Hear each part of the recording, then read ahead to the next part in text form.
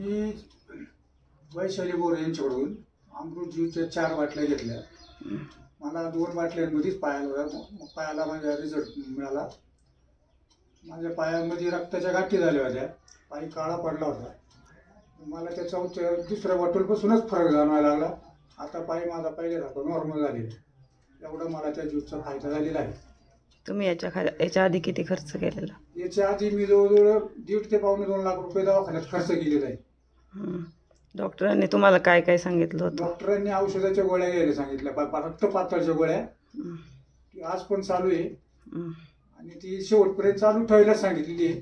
पण मला अमृत ज्यूस घेतल्यापासून जवळजवळ आज 70-80% फरक पडलेला आहे. पायाला काही रक्ताच्या गाठी वगैरे? रक्ताच्या गाठी होत्या बाळाला. मग तुम्ही इतरांना काय सांगाल? इतरांना काय अमृत ज्यूस वापरण्याचा सल्ला आहे.